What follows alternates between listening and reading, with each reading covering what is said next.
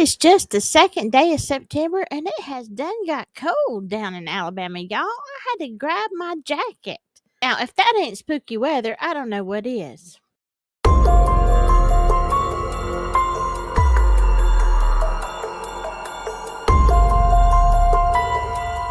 Hello, my spooky friends and wild, wonderful weirdos. How are you doing? Me and Scully and Sachi, we couldn't sleep, obviously, so we decided to get up and watch some spooky TikToks because that'll make you sleep, right? Anyway, I thought, why don't we invite our friends to watch them with us? So come on, let's go.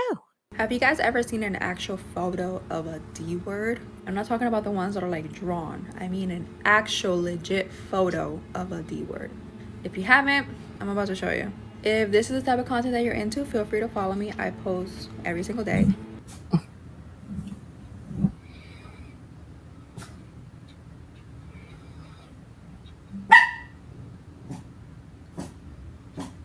It seems like something doesn't want me to show you guys, but I'm gonna show you anyways.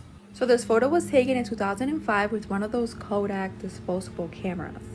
It captures the moment that this man woke up from a coma. Apparently he had been in a deep coma for months. It wasn't until later that they developed the films that they saw this. Here's a closer look. There's absolutely no reason why this dark figure should have been in the corner of this photo. It definitely looks defeated, like it came there to try to get him, but it couldn't, and now he's just like sticking around. As you guys know, D words come in all shapes and sizes, so I don't know. What do you guys think? So what did y'all think? She kept saying the D word because you can't say the D word. But it is an entity that is not human, is what she's talking about. Now, I did see the black shadow, and it doesn't look like a D word to me. It looks like a human, but obviously she's talking about it not being there in the picture. And it definitely looks like it would be a ghost or something. Sachi is just bound and determined to co-host today, aren't you? Aren't you? Um, well, come on over here and say something. Yeah, come on. Don't be shy. Anyway, it doesn't look like it could be a shadow or a reflection or anything. I've seen pictures like this. What do y'all think that is? All right, put it in the comments. You can just make a comment. What about that? Now, this next video is a little bit longer, and it is talking about staying in the conjuring house. Would you ever stay in a haunted house? Now, this house, if y'all don't know, it has been featured in a lot of different, not just movies, but a lot of YouTube channels and stuff, a lot of paranormal things. Books have been written about it, so it is very well documented. And we're going to listen to a story about that. Hey y'all, it's your favorite cousin. I got another spooky story for y'all. Grab your snacks. Come on, let's go. So this woman is from Texas. She says she's a huge paranormal fan. She said you done it. Nothing can get her, nothing can ruffle her feathers. She said that she's not scared of anything, but lately she's been absolutely terrified. So she said that 3 years ago, she stayed at the conjuring house. They let people do that. Why would you want to do that? I don't understand. We'll talk later.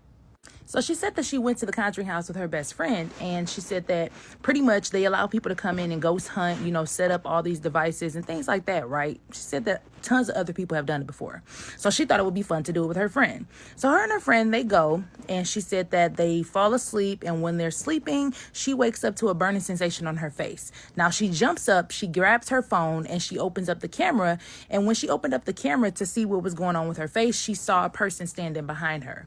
Now, she turned around, to see if somebody was standing back there, and she didn't see anybody. So when she turned her face back towards the camera, she said it looked like her face was melted off. Fast forward to, she said now it's time for her and her friend to go home. Now, when they go home, they get on the plane. She said that her arms were like really heavy. She could barely move them. She didn't know why. So she asked for a Tylenol, and she was able to get a Tylenol. And, for the couple hours of the flight, she was able to, sleep peacefully. So fast forward to now, it's, she's arrived home and she lives by herself. She has a fairly large house for just one person. She said about a week after the trip, when she got home, weird things started happening. She said she was in the guest room grabbing some stuff. And she said that when she came out, she was walking past her room. And when she was walking past her room, she saw a figure laying across the bed. Just laying across your bed? Like, that's rude. She said she did a double take because she couldn't believe what she just saw. But when she walked in there, she said there was nothing there. So she went ahead and she pretty much shook it off and walked downstairs. She said when she walked downstairs, she heard like tapping, and it sounded like someone was walking behind her. So the tapping never stops. She goes back up the stairs and she tries to locate where the tapping is coming from. But before she got a chance, she said that she backed up against the banister and it felt like somebody was pretty much holding her down. Now, she said while her back is against the banister, she looks to her right and she sees something running towards her on all fours. And she said, and it is not an animal. She said it looks like a humanly figure got down on their hands and started running like an animal. She said that she ran downstairs, but she did not run outside the house. She wanted to run downstairs to see if maybe an animal did get in. Girl, be for real. Because where you live, where an animal just got in like that? Where you live? Fast forward, she said after that whole crazy thing happened, she didn't know what to do. So she went into her room for the night and locked her door and went to sleep. We gonna really talk. We really gonna talk. She said that when she got all snuggled in, rubbing her feet together, she said that she was just laying there, getting comfortable, and she was actually dozing off. Now, she said that when she was dozing off, she actually could see somebody open up her room door and walk in as if it was their house. So she said now that she's all snuggled up in her bed, she said that she's just laying there, trying to make sure she goes to sleep, trying to doze off. And she said as soon as she starts dozing, she feels somebody laying in the bed with her. Fast forward to, she said that after she felt somebody laying in bed with her, it's almost like she couldn't keep her eyes open and she just remembers going to sleep. She said the next morning she called her best friend and she was telling her best friend like the kind of things that were happening. She asked her best friend if those things were happening at her house, and she just wanted to know, am I the only one tripping? So I guess her best friend caught herself trying to be protective, which I get, I feel you. And so she said that she got over to her friend's house, to try to comfort her and calm her down because of all the crazy things happening in her house. Now, she said that when the best friend got there, it seems like the thing amplified, like they were absolutely upset that the friend was there. She said that her and her best friend set pallets up downstairs in the living area, just to be close to each other. And they actually set up devices around the house to try to catch something. She said what they caught on a voice recording was it sounded like the whatever it is called her the B word and said that this is their house. Now she's confused because even though she went to the Conjuring house, she said that she's a real paranormal fan. So she says she also has traveled to a ton of other places full of paranormal activity, and she stayed the night, I think she said in the email, at 3 different places. So she doesn't know where this thing came from, but she does know, she says she's been in that house for years now and it's never happened. So she does know she got it from somewhere. Baby, you played with fire. What's so enjoyable about traveling around investigating this kind of stuff? I can understand the history and stuff behind it, it's interesting, but to actually visit the actual sites where this stuff happened, dangerous, baby, dangerous. Look, I gotta tell you something. This kind of spirit is what we call a hitchhiker. Like, you just go somewhere, you think you're just gonna enjoy a paranormal, even a history thing. Because I am really bad to go to places, not because I want to see paranormal activity, but I'll go on a ghost tour or whatever, just because I love history and I love to hear and see the stuff. I'm not ever trying to find a ghost, and I'm not looking for it. Okay. I don't even want to see it. It's just interesting part of the history, like here's what happened and people say they see blah, blah, blah. I'm not interested in seeing or hearing it. But yeah, as y'all know, I got my own troubles here. But when you go to places like this, it's really, really important that you are protected spiritually. So know that before, if you're going to be anywhere just visiting, protect yourself spiritually before and after you need a cleansing, okay? Or you could have a hitchhiker riding home with you. I mean, and she's got this spirit that now says calling her nasty words and laying across her bed. Oh, no, no, no. No, no, no, no, no, no, no. Mm-mm. I got one for one word for you, darling. Exorcism. Exorcism. Y'all need to get them things out of your house. I'm just saying. I mean, sometimes we do stuff and it's all innocent what we do. Even just going to somewhere on Halloween and we have spooky season coming up, people kind of tend to do stupid things when it comes to that time of year. It's just all in good fun to you to you. But you got to watch out because these hitchhikers, that's what they do. They like to come home with you and wreak havoc. So just keep that in mind as this season is coming up. And watch out. Keep yourself safe out there. This world is a spooky place. So let's watch some more spooky videos. Because, yeah, that's a good idea. Right? I grew up in the Appalachia for the first 21 years of my life, and it's Appalachia Mountains, not Appalachia. If you're from there, don't fight me on this. And also, if you're from Appalachia, you know the rules. You shut your curtains at night, you lock your doors, you lock your windows, you never go out in the woods alone. You use a buddy system, and if you think you heard something, no, you didn't. There's one particular time growing up, I did not follow these rules, and what happened to me still bothers me to this day. I used to ride horses, and me and my friends would go trail riding a lot. This particular day, it was just me and one other friend. We went out into the woods around sunset, and this was a pretty big property with lots of trees. There were some open field streams, things like that. And we knew the trail pretty well. So this particular day, I don't know what got into us, but we decided we were going to play a game of hide and seek on horseback. I told her that I would hide first, so I went up the trail a little ways and then cut off over this stream back into this more remote area of the woods. There was this old rundown cabin that I decided to hide behind, and my horse was very docile, very gentle. Nothing ever spooked him, but as I was hiding there, he became extremely restless. This again was not at all in my horse's nature, so I started to feel really uneasy, what is going on. I decided I was just going to take him back down to the trail and just go try to find my friend so that we could get back to the barn. My horse would not budge, refused to go back down that trail.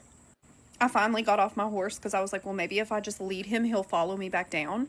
And this is the part that still terrifies me, but at that moment, everything got really, really quiet, including my horse.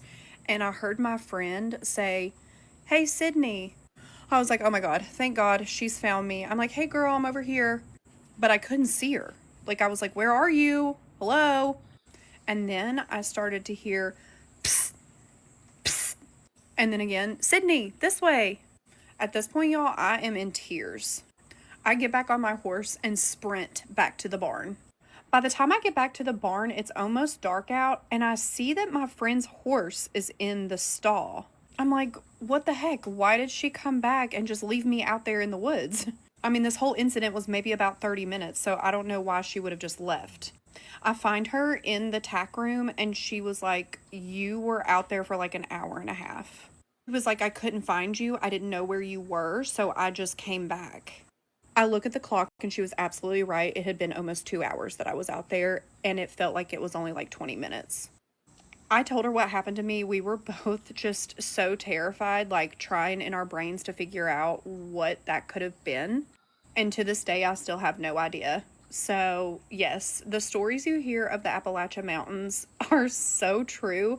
If you have any encounters with this or any experience, or you have any stories to share about the Appalachian Mountains, leave it in the comments because I would love to know your experience. And if y'all don't know what creature she is referring to that calls your name, mimics your friends, I've said it a bunch on here, but if you are new to this channel, then you might not have heard about the Wendigo. And that is something that is out in the woods of Appalachia. And I mean, I live in the lower part of the very end, the tip of Appalachia. So yeah, more things happen north of me because I'm right in at the end, but it does and can still happen in my area. And you have to know that these things have been seen even into lower Alabama. I guess they're migrating. I don't know. Maybe they're hungry. Apparently, that's what people say they do. But what is spooky is yes, they sound like someone you know or someone in distress. There's a reason that we have these sayings in Appalachia. Now, I wanted to share this next story because a lot of times we talk about that 3 days, possibly 3 days after death. Where does the soul go? There's a lot of stories. So, this guy has a really good explanation. Why is it important to wait 96 hours before you cremate the body? I'm Grady X. Walker, psychic medium. Thank you again for joining me. I want to share with you what I've been told by spirits on the other side, why you should wait 4 days before you cremate the body. And cremation is perfectly fine. But here's the reason that I was given by the world of spirits. Once physical death occurs, the soul, spirit, and consciousness gently rise from the body. It takes approximately 45 minutes to an hour of earth time for this to transpire. But the soul, the spirit, hangs around the body for 72 hours before it makes its move in a new direction. The body houses the spirit and the soul, in some cases for many, many generations and decades, and perhaps as much as a century. So there's an attachment that it has with the physical body. Now, if you cremate the first day or second day, it's not going to hurt the soul, but it may confuse the soul because the soul is still has an attachment to the body. Okay, I'm going to stop him right there because he goes on to a more theological of his belief system. And while I don't agree with a lot of what he says, I do wonder if what he says about staying around for a little while is true. It makes you wonder. Now, the Bible says to be absent from the body is to be present with God, but it doesn't say if there's any delay in that. So it makes you wonder. Now, is God giving you time to kind of understand that you are separated now from your body? A lot of people with near death experiences go straight on to somewhere else. However, they usually have an understanding of what has happened. Now, do people who don't really understand that they are not in their body hang around?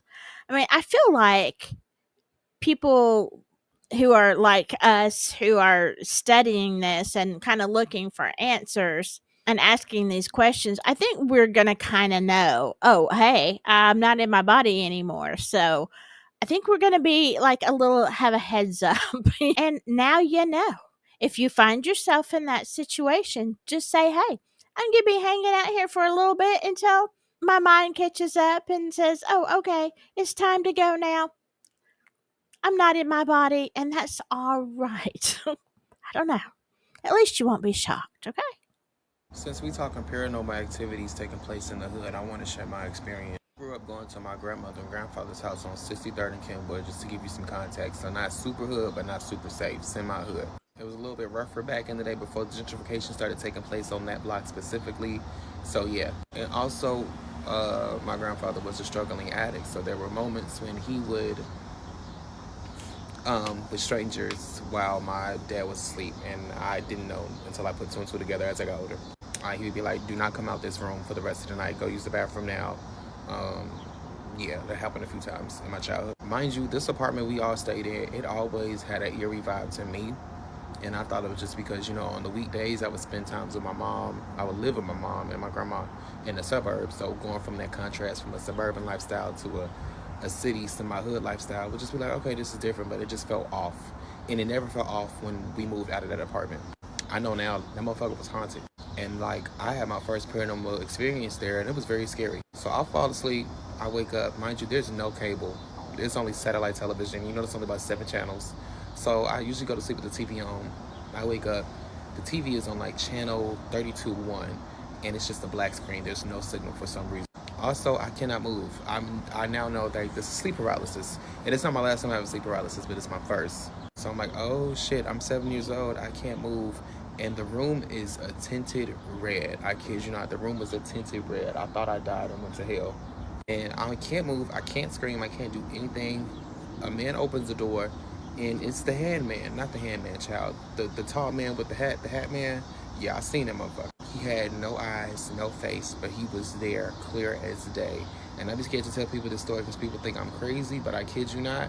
After that, I could not sleep in that room by myself anymore. My little sister had to sleep in the room with me. I used to sleep in my room with my dad and my stepmom. I used to be like, I'm going somewhere else. Like, I used to skip out on weekends with my dad for like a good, consistent time as a kid, and I was too scared to tell anybody because it was so traumatizing. And I don't know, like, my grandfather bringing all those different types of energies into that apartment. Who knows what spiritual attachment were with these strangers he was doing DRUGS with? He could have been having some spirits following him. You just never know. But yeah, that's something I would love to see. Like, I would love to see another horror movie taking place in the hood, because the hood is a hub for trapped spirits. It's a hub for negative energy sometimes. It's just a hub for spiritual activity to take place. And I don't want to sound like one of them moon crystal bitches, but it's definitely some spiritual works in a place with a lot of these games and stuff. And he's talking about the hood being, like that. And I'm sure he's correct. But I would also say it's any place where there's a lot of negative energy, where there is a lot of heartbreak, crime, just negative energy over a lot of people, and maybe generational, poverty spirits and things like that. I think you get a lot of not just paranormal things, but doors opening for spirits to come in and just wreak havoc and scare people. And then you have a lot of those travelers, like we are talking about the hitchhikers. It's not just going on ghost tours, it's going into areas like that and hanging out in places. If you have friends that live in these areas, and you're hanging out in the hood too much, you can have these travelers, these hitchhikers that latch onto you and just they hang out with you, and then pretty soon you feel this heaviness and you're not even aware of problems that come up in your life. So I mean, I don't know, I'm just saying, be careful spiritually, because just like places are dangerous in the physical world, they can be dangerous in the spiritual world too, just like this young man is saying. Yeah, it just opens doors. So be careful and be vigilant, because y'all know the world is a scary place out there. And I got a little bit serious in this one. I don't know how that happened. I try to keep these kind of light, but it just kind of went that direction. I don't know. But somebody must have needed to hear that. All right. I hope you stay safe out there and warm, because like I said, it's cold here in the South. And whatever you do, remember to just stay spooky. Bye bye.